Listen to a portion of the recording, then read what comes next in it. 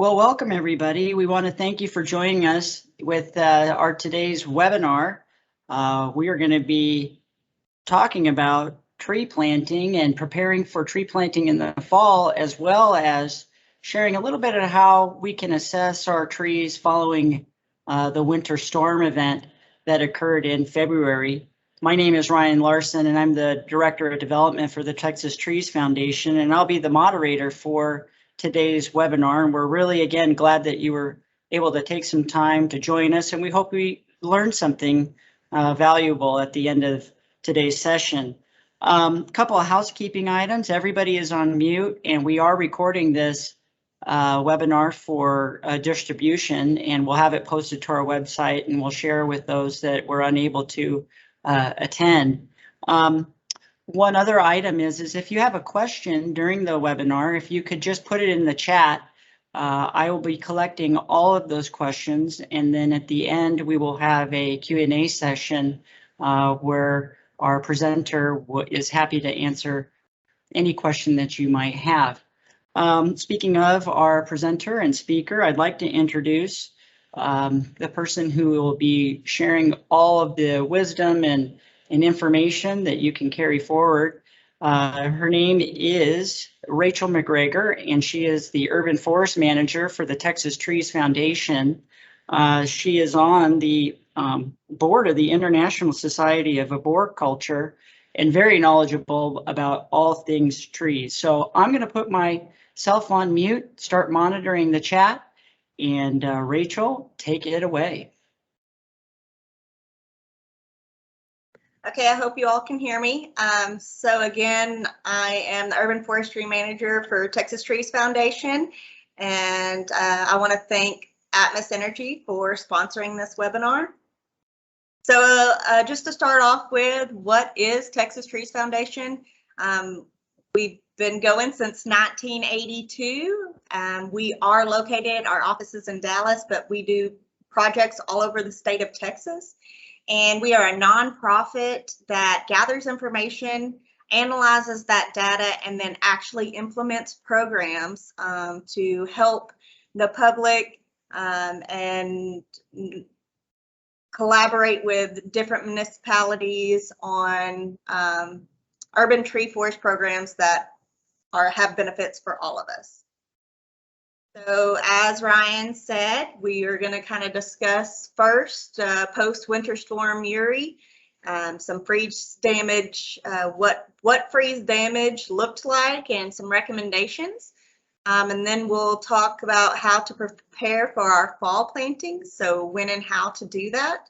And then lastly, for Atmos Energy, we're going to talk about calling 811 before you dig. So any planting, anytime you're going to dig in your yard, you need to be safe and call 811. And we'll kind of discuss how to do that.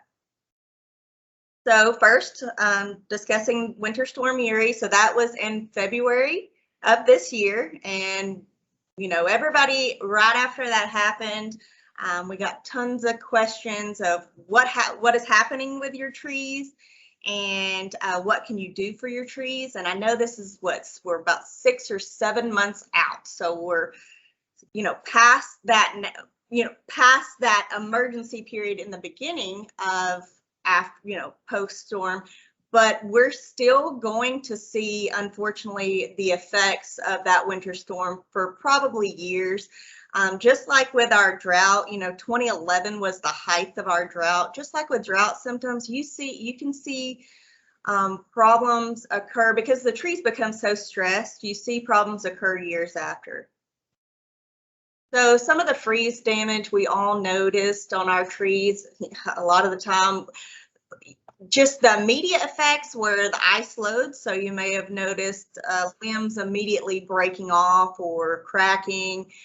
Splintering, but then after the fact, so after, everything was thawed out, there was a loss of canopy and dieback, and we saw that. So for example, in our live oaks, some of those we saw immediately, and some trees we saw lose their leaves over time. Again, those broken branches, that could have occurred at any time. That could occur during the weight of the ice at the time that was happening. But then after the fact, okay, we've got broke branches because limbs started dying back because there were no leaves supporting the life of that limb. So then that, you had broken branches over the 6-7 month period. Frost cracks, most people are just now starting to notice that. And so frost cracks, I'll have a picture later of what those are going to look like. But really it's what it means. So a crack occurs in the bark of those trees. Now, the reason you would just now start noticing it is at the time of our storm, winter storm, water is inside the tree and it expanded because it froze. So frozen water expands, think ice.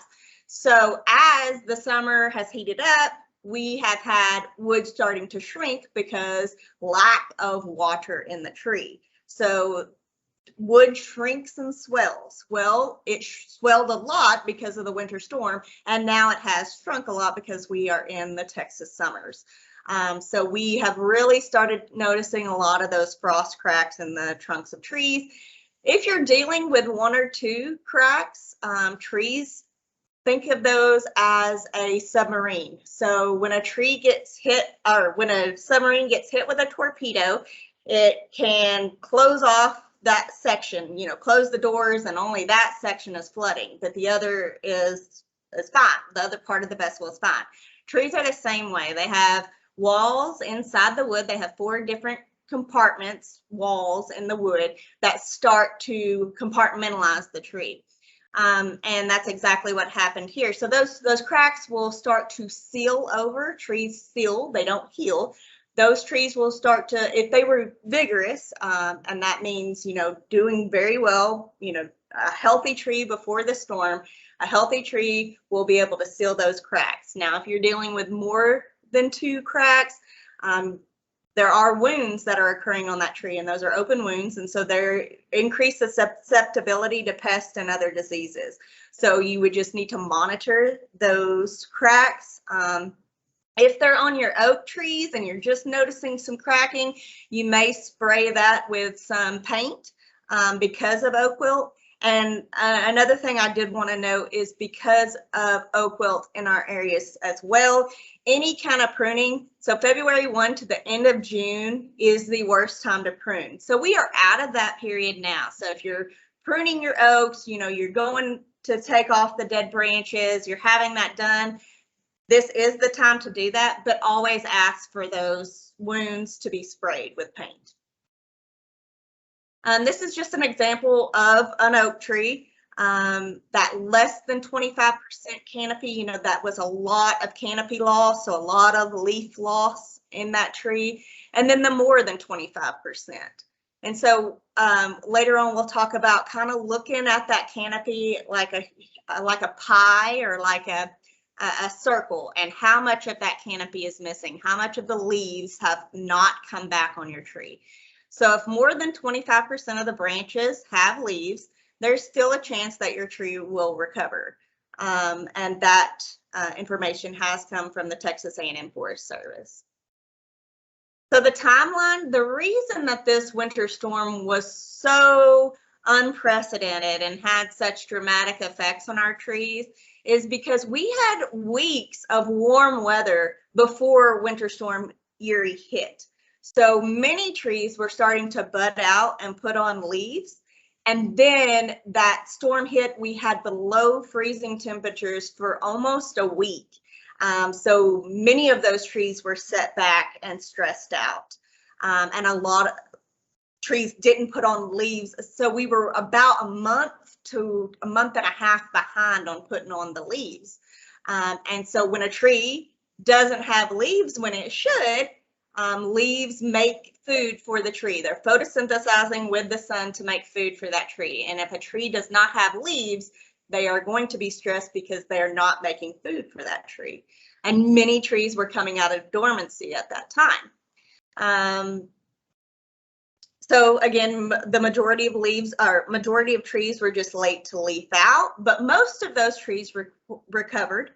But then something timeline wise to think about too is the Texas Arbor Day is in November. So if you need to replace trees, or your tree is less than 25% canopy right now, and you're thinking about, oh, maybe I'll just go ahead and cut it down and plant a new tree. If you're thinking about planting, think of November, and that is coming up pretty quick. I mean, we're already in August now. So November is going to be the best time to plant our trees. And the reason with that being is many people want to plant in the spring, and that is when the National Arbor Day is. But because of Texas heat and drought, and our summers are so hard on our trees, we really need time to get our trees in the ground so that they can just chill out from transplant shock and all of those issues, be in the ground long enough so that when our summers do come, those roots have been able to kind of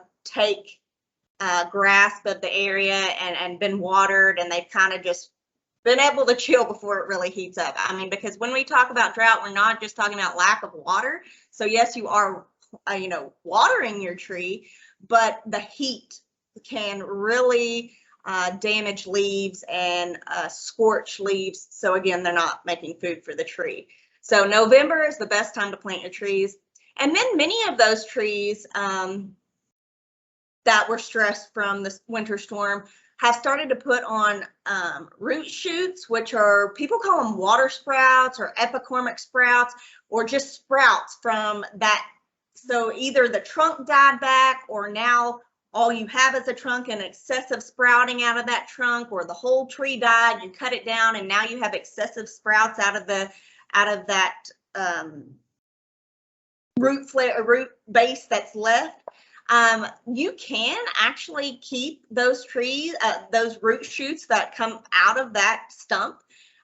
You could pick, because there's usually a lot of those that come out of that stump. You can pick the best 5 and keep those. And then next spring, you may take it back to the best 2.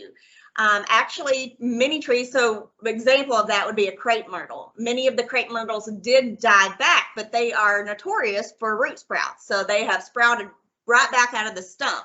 You can then pick your best 5 sprouts right now, and then next spring pick the best 1.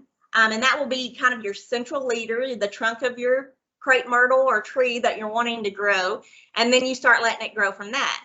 And actually that tree or that crepe myrtle will outcompete a containerized tree that you would plant, because it's already coming out of a stump with an extensive root system. So it will actually outgrow a containerized tree because of the root system it has. So that was something good to know. Recommendations that we, after the storm, so we're in August, what can you do now that you're looking at your tree? Best thing is always hire an ISA certified arborist, especially because of oak wilt in our area, if you're working with your oak trees. But anytime you're doing pruning, you're wanting proper pruning cuts made on your tree, or just cutting down a tree, you want someone with insurance. And you want an ISA certified arborist so that they're doing proper tree care. So hiring those, asking for those credentials right off the bat. And if the tree is still bare, has no leaves at this point in time in August, it is most likely dead. Now, 2 months after the storm, we were like, okay, wait, see what happens, see if it puts on some more leaves. But at this point, most of those trees that were coming back have put on leaves. If there are no leaves on your tree at this point in August, it is most likely dead, and it's time to think about getting that tree removed. Some recommendations for tree canopy. So when I talk about tree canopy, I am talking about those green leaves on your tree. If you're looking at that tree, so we saw those pictures here, kind of a circle around your tree or a pie. So think 0 to 25% of the tree. That's all the tree has, is 0 to 25% of leaves. You're probably going to start to plan to remove that tree. If there's 25 to 50% of leaves left on that tree, there is a chance of recovery. It is going to be a stressed tree because, you know, only half of the canopy had survived. Now, if you have 50 or more of the canopy, that tree will most likely recover. Next spring, it should look like that tree that was once there. And then, you know, and that's typically if the tree was already a healthy tree. Now, if you already had a stressed tree and then that winter storm hit, that's most likely where you're looking at that 0 to under 50%. And then you're going to have to think about getting the tree removed. Again, most healthy trees will seal that damage from frost cracks. So the crack in the bark, and this is those frost cracks I had mentioned. So a lot of this we're seeing, especially on our lace bark elms or sycamores, you know, creating these cracks in the bark. Again, if they were healthy trees can seal these cracks, you know, 1 to 2. Now more cracks, because this is just the bark and it will try to seal these over. And the recent surge in heat is what made these frost cracks so much more noticeable to us now. But they were from the freeze. So again, healthy trees will be able to seal those over. If it was an oak and you just now noticed that wound occurring, you possibly could paint it just to be safe from oak wilt. And then we'd recommend proper watering.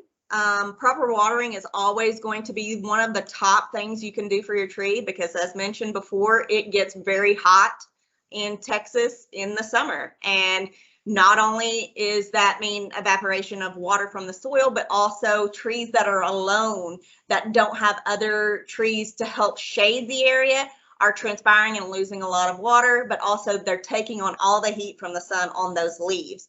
So proper watering is very important for all trees, especially for newly planted trees. No fertilizing. Many landowners or residential landowners want to fertilize a tree that's stressed, and actually that's the worst thing you can do for a stressed tree. Fertilizing makes a tree grow. It promotes growth.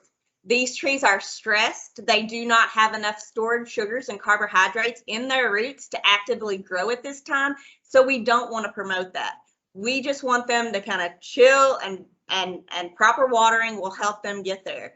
And then proper pruning. Of course, if you do have dead branches, those will start to decay over time and attract certain decay organisms. So different fungi and different insects. So properly prune your tree if there's any dead branches in the canopy, and then monitor those trees. So many trees, when we were looking at that kind of 25 to 50% range there, you know, take a picture of that tree now. What does it look like? And then next spring, take another picture at that same angle of the canopy of the tree. And what does the canopy look like then? Is it still less than 50? Is it still barely hanging on? Okay, you're probably, it's going to be a stressed tree. It's going to be in a downward spiral after that. But if it's, you know, if it's say 50 or more at this point, but not, you know, 50 to 60 at this point, what does it look like next spring? Oh, it's a thicker canopy, more leaves on it. Okay, we're probably going to have a better chance at success. So again, this was those frost cracks I had mentioned. Healthy trees before the storm should be able to seal these over and not have any issues. And there are like sycamores, crepe myrtles, and lace bark elms. They do have a kind of a peeling bark anyway. And so many of those trees were just losing more of their bark than typical for them. And this is kind of to reiterate that circle or pie or however you want to look at it, you know, so you can get a visual image of what does your tree look like at this point in time. And a simple way to determine that is think of a circle all the way around your tree. If there's more than 25% of that circle is filled with leaves, your tree has a good chance at a full recovery. However, if it is less than 25%, that tree is most likely going to die because it may hang around for years with just a few leaves on it. Because as mentioned before, you know, we're thinking of those trees compartmentalizing like a submarine, you know how they do. So it can hang on for years, but it's never going to be that full canopy. It's always going to be just those few leaves because it cannot make enough food for itself. So it's in a downward spiral. So that if it's less than 25%, it's time to have that tree removed by an ISA certified arborist and plant something else. So now we'll jump into fall planting preparation. So what you can do before it's time to plant. So we're in August right now, and this is the perfect time to discuss that. What can you do before you plant a tree? Fall is coming. So right tree, right spot. That is going to be the first thing you should say to yourself, because that is the best plan of action, is to put the right tree in the right spot so that you're not having to prune that tree every year to keep it smaller because say it's under power lines or there's something above the tree that's going to be restricting the growth of that tree. And also the right soils for that tree. You know, what type of soils do you have? Do you have a clay soil, a sandy soil? So where do you want to plant your tree? That's going to be your number one question. Where are you wanting to plant your tree? After you know where you want to plant your tree, then what type of tree are you going to plant in that area? So where do you want to plant your tree? Is this area a large area to plant a tree in? Is this area a small area to plant a tree in? Are there overhead obstructions? You know, what does that area look like? What kind of soils are in that area? Once you know that and have identified that, that question, then what type of tree do you want to plant? You can actually go to Texas Tree Planting. So you can Google Texas Tree Selector or Tree Selector, and it will take you to a website that you can type in some information, what the site is that you're planting in. Do you want to water? Do you want a tree that is a large tree, a small tree? Do you want an ornamental? So do you want fruits or flowers? You know, what do you want that tree to be? Do you want a small tree for a small spot? All of those questions are asked in the tree selector, and then you can do that and it will generate a list of trees that are good for that spot. Now, once you have identified the right spot for that tree, when to plant. And already we discussed that Texas Arbor Day is in November, and that is going to be the time to plant our trees because, again, it gives it longer to be in the ground before our summers. And then proper tree care. So proper tree care at planting. What can you do when you're planting that tree? Proper watering. You're going to need, if you're planting a new tree, you're going to need to be able to commit to watering that tree for 2 years. Now, obviously during the winter, you're watering less, but you still water in the winter. It just depends on what our rainfall is at that time. And then especially during the summers, you may have to water 2 to 3 times a week because, again, those root systems are not extensive root systems. They're only in that small area, and so you do need to supply water to that tree for the first 2 years of life. Proper mulching. Do not do volcano mulching, so that's where they pile mulch up around the trunk of the tree. You would need to, and I think we will kind of talk about this as we go, but you want to kind of spread that mulch out to the drip line of the tree, and you don't want it touching the trunk of the tree. And it needs to be about 2 to 3 inches in depth, no deeper than that. And then staking a newly planted tree. Some people just constantly, they'll just plant a tree and immediately stake that tree, wherever it is. And that's not necessary. And actually, there's a problem with going back and taking those stakes off the tree, and we get a lot of girdled trees and dead trees because of staking. So if there's not a lot of excessive wind in your area, you do not need to stake that tree. And then always avoid wounding any tree at planting. If you're wounding that tree, that is opening up already for bacteria, fungi, insects. That's a wound occurring on such a small tree, and you want to avoid that. Even going back, so when you're maintaining that area, if you mulch around the tree, you're not going to have to go back and weed eat, which is another way that many of our trees, especially younger trees, get wounded, and they actually get girdled and killed that way. So we want to avoid any kind of wounding, but also going back and maintaining that tree, avoid wounding as well. So proper tree planting, you want to identify the spot and the species for that spot. So right tree, right spot. If it's a small area, put a small tree in that spot. You always want to call 811 before you dig, at least 2 days in advance, so that they can actually come out and mark where your utilities are, so that when you go to start digging, you're not going to hit anything, because that can cause huge issues. So call 811 before you dig for any type of planting, at least 2 days in advance. And it is a free service to everyone. When you go to dig the hole, you want to dig it at least 2 times the size of that root ball or that plant or that container that the tree is in, at least 2 times, because that loosens the soil around the area of that tree. When you go to put the tree in the ground, all that soil is loose around it, and the roots will grow out away from the tree. And that's where we want to promote roots to grow, is away from the trunk of the tree. We don't want roots to sit and wrap around in the hole. And then you want to plant or dig the hole at so put the plant or the tree in the hole, and the top of that root flare should be out of the ground. Planting too deep is like the second problem. Watering's one. If we don't water our newly planted trees, they die.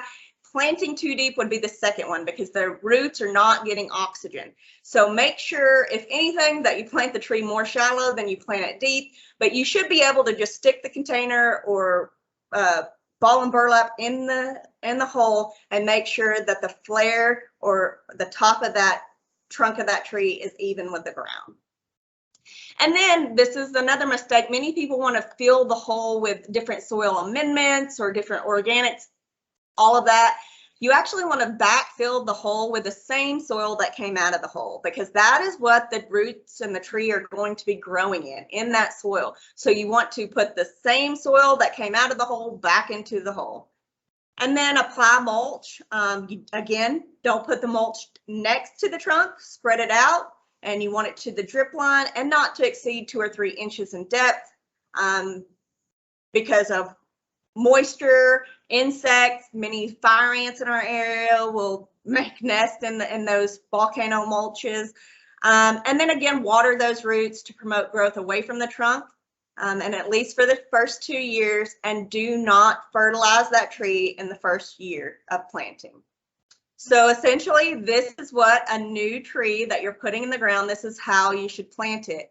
You're digging out at least 2 times the size of that ball or burlap or container tree. You're digging out 2 times. You're backfilling it with the same soil that came out of it. The mulch is not touching the trunk of the tree, but it's to the drip line of the tree, and it's a thin layer. You can put different things to stop from wounding the tree. So different containers around the tree trunk to stop from hitting it with weed eaters. But again, if you're using the proper mulch, you're not going to get a lot of weeds growing up around that tree, so you shouldn't have to do both. The root flare, so this is the root flare of the tree, and this is even with the soil line, so we don't have it down here in the hole. We want it even with the ground or above. You know, shallow is better. If there are any girdling roots, so once you take the tree out of the container or take the burlap off of the roots, if there are any roots that are, wrapping around each other or girdling around each other, you want to cut those so that they're not continuing to grow in a circular manner. And now, some safe digging tips. So always call 811 before you dig. At least 2 days in advance, so that they can come out and mark those utilities or those underground utilities. That is for gas, electric, cable, and water lines. Why should you call? Obviously, it protects loss of utility service. It keeps you safe, and it's free. And it's also the law to call 811 before you dig. So before you put the shovel in the ground, call 811. If a natural gas line is nicked, dented, or cut, leave the area immediately, and from a safe distance, call 911 and Atmos Energy emergency line at this number. So all of this is being supplied to you, so that it should be no problem to call 811 and get those utilities marked before you dig. And this being August, you definitely have some time to do that, to start planning your planting. 811 does not locate customer-owned lines on a property or business. You must hire a licensed plumber or contractor to mark these lines. There are different flags that they will put out when they come to mark the different utilities. So red for electric, green for sewer. Those are all the different colored flags that will mark the different utilities. Is fiber. So yeah, just know what each of those flags are, and if you have questions, if you need to know what flags are, let us know. Ask those questions. And then natural gas. So we all know what natural gas is. Its original form has no smell or color. That's why we add a distinctive rotten egg or skunk-like odor to make you aware if gas is leaking. You want to use all your senses to make sure that you obviously don't have a gas leak or hit a gas line. So smell, is it that distinctive skunk odor? You want to listen for any hissing or whistling near a gas appliance or roaring near a pipeline, and look for blowing dust, bubbling water, or dead vegetation near a gas line. And all of those will help you recognize if there is a gas leak. And if you smell gas, act fast. So if you suspect a natural gas leak, leave the area immediately, and then again, call 911. And that is the atmosenergy.com gas safety for more information. Okay, so at this time, I will give it back over to Ryan. Thank you all for joining the webinar and learning some things with us today. This is my contact information if you have any questions, but I will answer questions tonight as well. Well, thank you, Rachel. That was some very good information. We have one question right now, and for those that are online, if you have additional questions, feel free to ask those in the chat as well. But one question is, how susceptible is my stress tree to pests, and how do I look for pests, or what pests should I be maybe aware of and be concerned about at this time? Yeah, that's a great question. So the first thing would be to note if your tree was stressed before the storm. So if your tree's canopy was already thin or maybe yellowing, or you had some branch dieback, how did that tree look before the storm, and then after the storm now? Obviously that storm's going to even be more of a stress to that tree. So it was a healthy tree before, it can handle more stress obviously added, but if it was already a stress tree, it's going to continue to be a stress tree. So I will say borers are attracted to stress trees. Many of the times borers get blamed for killing people's trees, and they aren't the number one culprit. That tree was already stressed. Those borers are attracted to that tree. They start boring into the tree, and eventually the tree succumbs to that as well. But it was because it was already a stress tree and it attracted those borers. So many people want to treat for borers, and you can have someone come out and fumigate for those. But again, if you're not correcting the stress, so either if you're overwatering or not watering enough, so if the initial stress isn't corrected, those borers will return back. Another thing to watch for, obviously, with those frost cracks, if you had cracks in the trees or the branches, you're going to start watching for any kind of shelf fungi or mushroom.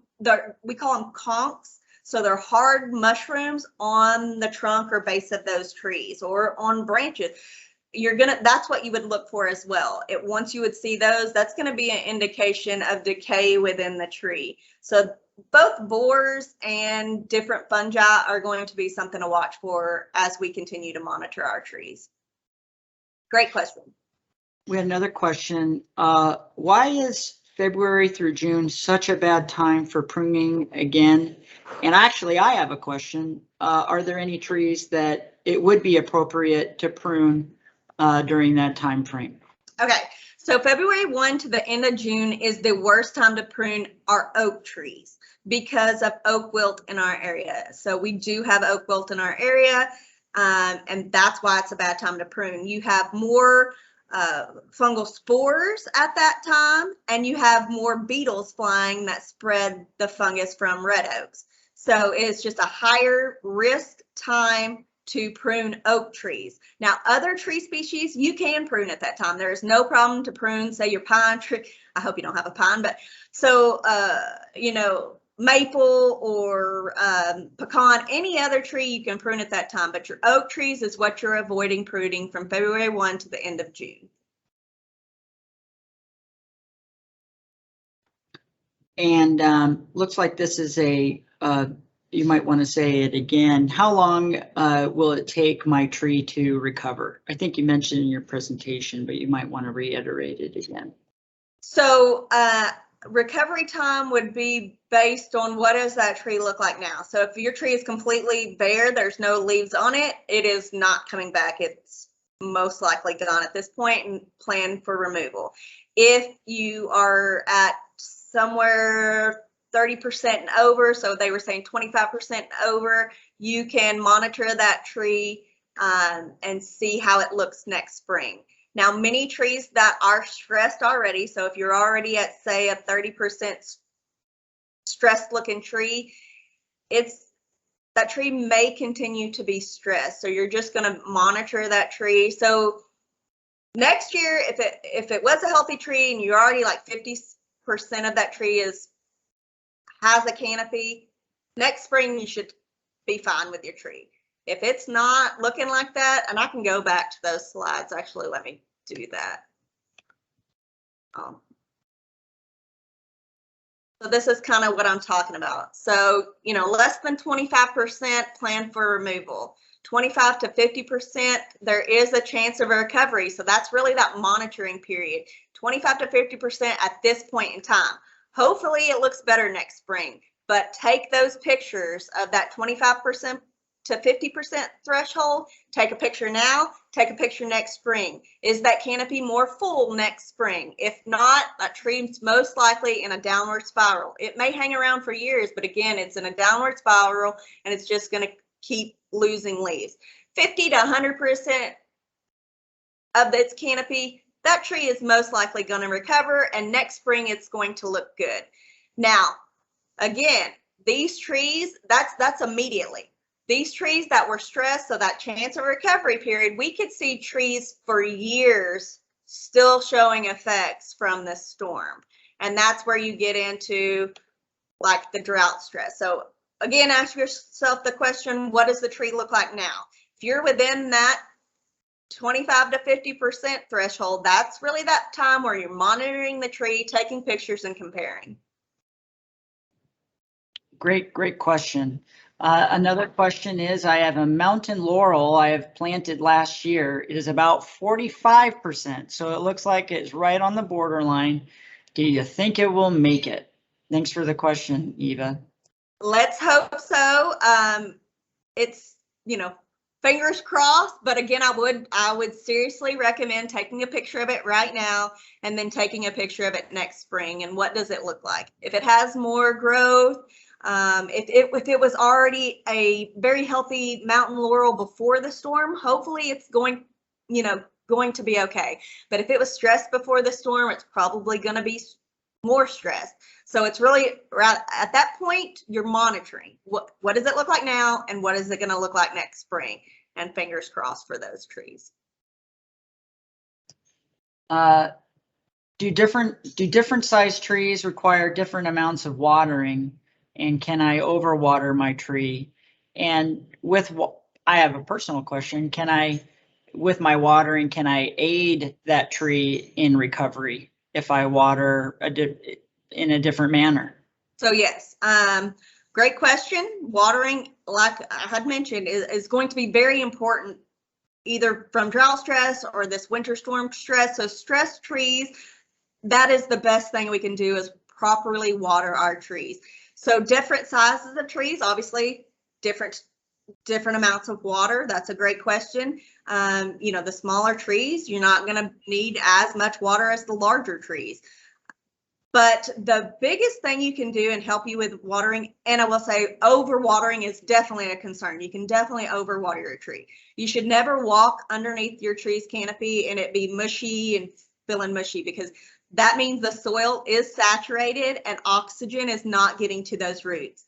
And if no oxygen is not able to get to the roots, you are promoting decay. Organisms in the soil can start kind of decaying the root systems. So overwatering, yes, you can do that. Post oaks would be like the #1 thing I see a lot of overwatering on our post oaks. Best way to water is to take a screwdriver and walk outside, and if your best way would be soaker hoses on the drip line, but if you're using a sprinkler system, which many people do, go out and make sure that you're hitting the drip line. So point those sprinkler heads not to the trunk of the tree, but on the drip line of that tree, making sure you're getting the whole area around the tree, because you're wanting those roots to grow out around the tree. And then first, before watering, stick that screwdriver, it's about 6 to 8 inches, stick it in the ground. If it's hard to get in the ground, okay, yes, you need to be watering. Right now, if you haven't watered, you need to be watering. That screwdriver is not going in the ground. Water, after 30 minutes, go out there, try to stick the screwdriver in again. If it doesn't go in 6 to 8 inches, continue to water. Once that screwdriver goes into the soil profile 6 to 8 inches, then you're good to stop watering. Watering for trees versus watering for grass is 2 totally different watering schedules.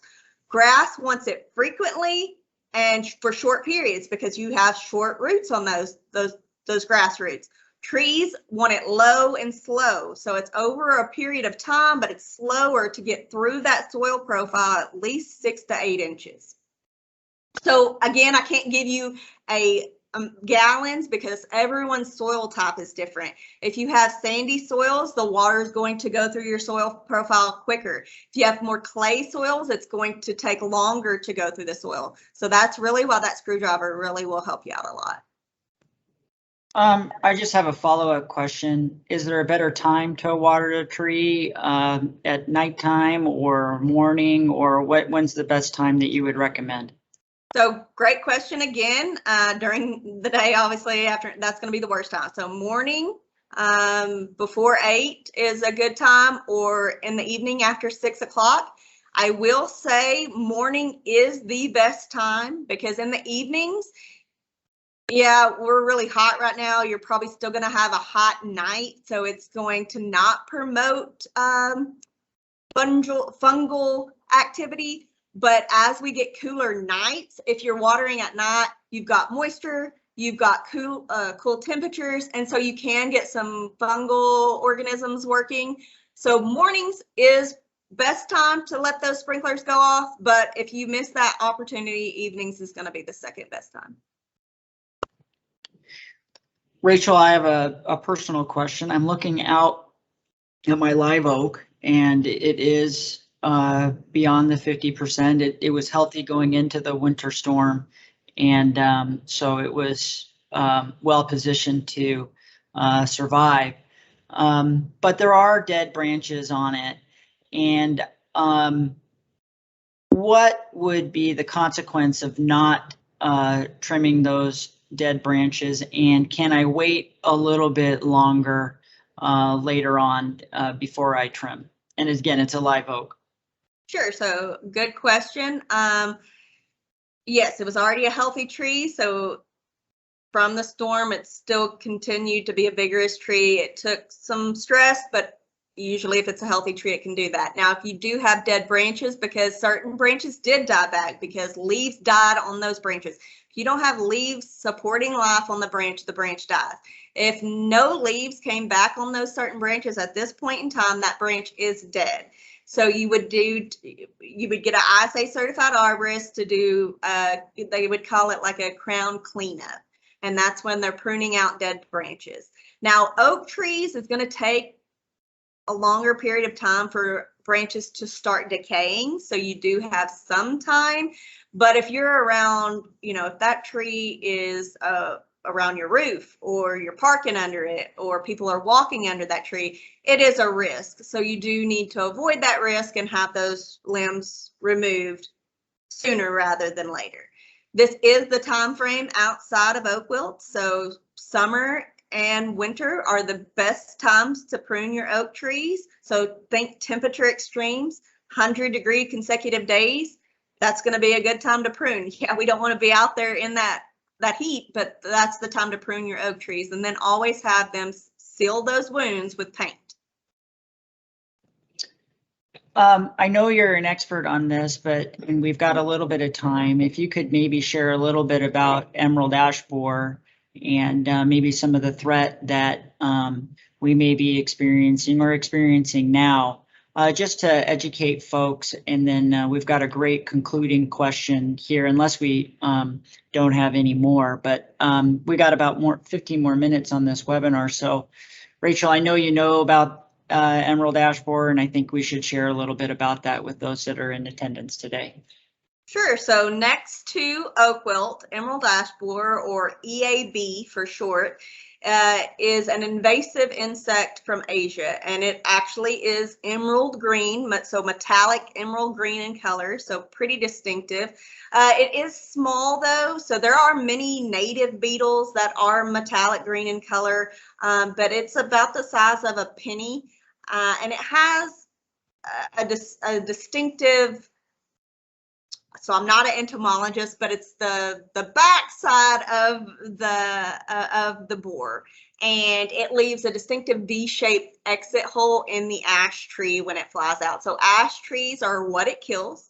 So oak wilt is something for us all, as long as you know the words. So raising awareness, knowing the words oak wilt or knowing EAB or emerald ash borer, you can ask questions like, what do I do? What am I looking out for? So EAB does kill ash trees, and it kills healthy ash trees, just like oak wilt. So why these things are so important is we don't have other insects or other fungi or bacteria that come in, and they're not virulent. They're not killing healthy trees. But these two things do, and so that is why it's something we do monitor in our urban forests, but also all of our forests in Texas. So emerald ash borer is from Asia. It is a metallic green beetle or borer. It does leave distinctive D-shaped exit holes in ash trees, so it only kills ash trees, like oak wilt only kills oak trees. The ash trees you'd be looking for are dying back at the top, so leaves are turning brown or scorching looking. I will say many of our ash trees died from the winter storm. They did have a hard time making it through that freeze, but if they were healthy ash trees, they were most likely okay. But you're still just going to monitor your ash trees because we do have EAB in our area. So you're just looking again for the top of that canopy dying back, excessive sprouting. So those epicormic sprouts or water sprouts that I mentioned before, so excessive sprouting from the trunk of that ash tree. And then if you're seeing that, you can pull back the bark from the tree and see if you see any S-shaped galleries in the cambium of that tree. But again, most likely you're looking for the canopy. It's dying back, it's turning brown. You may notice woodpecker activity. It takes about 3 to 4 years to kill an ash tree because the EAB or emerald ash borer population has to grow, or there has to be more of them within the tree. So they're actually eating, they're moving through the cambium of the tree, through their galleries, and they're, as they move through the cambium, they're disrupting the flow of nutrients and water to the top of the tree. And so those are all what you're looking for EAB. And you do want to call either a certified arborist can do preventative injections. So if you have an ash tree, you don't want EAB, you can get them preventatively injected. But if they're close to your area as well, and if you know that, you can have them injected too. If they have EAB already, you have to catch it pretty quickly and do those injections. But again, injecting those trees, because there's injections for oak wilt as well, if you catch it early enough, or preventatively inject, both injections are going to cost less than actually replacing and cutting down that tree. And that tree brings a lot of value, resale value, heating and cooling cost, health benefits. So it's really worth doing some injections for both oak wilt or EAB if it's in your area and if you are noticing it on your tree. Trees are our friends. They take care of us. We need to take care of them as well. I think this is a good wrap-up question, and it looks like it is our last question. What are the best sites to go to learn more for any other additional education? So the Texas Trees Foundation website, we do have many, I totally went blank, many different research articles or papers that we have done that will tell you about different subjects, but also the ISAT or International Society of Arboriculture website is also another great resource. And then the Texas A&M Forest website. So all three of those are, we're all certified arborists. We're educated on this. These are all subjects we work with daily. We answer questions on daily. And so really any questions you have, again, my contact information was on that slide, but you can visit our website or ISAT or Texas A&M Forest Service websites. All have information about emerald ash borer, information about oak wilt and other tree and pest diseases.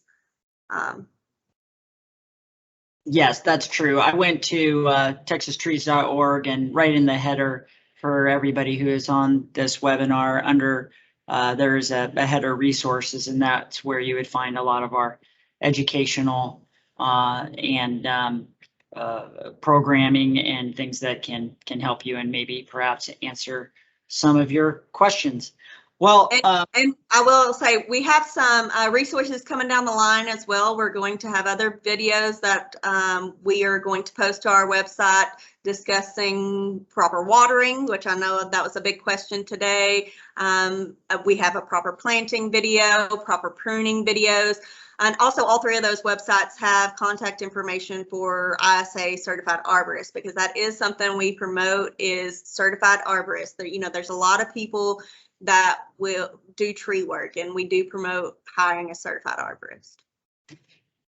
Rachel, if you could put your slide on that last slide that has some of your information, and that way it will be there for folks if they care to see it. For some reason, it's not showing. Hopefully it's showing for other folks. If you want to go back and then go back to that slide, hopefully it will go up. And sometimes it just takes a little bit, but I think it will be good. Well, this concludes our program, and we will be posting a recording on our website. And if you've provided us your email, we'll be looking to email this recording as well, so you could share with your friends and associates. We really want to thank Atmos Energy for sponsoring not only this this webinar, but also our tree plantings. I think we've planted 150 trees, or will be planting 150 trees with Atmos here by the end of the year. So we're so thankful to have them as a partner. Like Rachel said, be on the lookout for additional educational opportunities. We have a great tree planting video. If you go onto those resources, I'd like to say the best tree planting video out there. So make sure to go and check that out. Thank you again for giving your time and learning a little bit more. It's because trees take care of us, so we want to take care of them. And we'll catch you the next time. Thanks again, and have a great evening.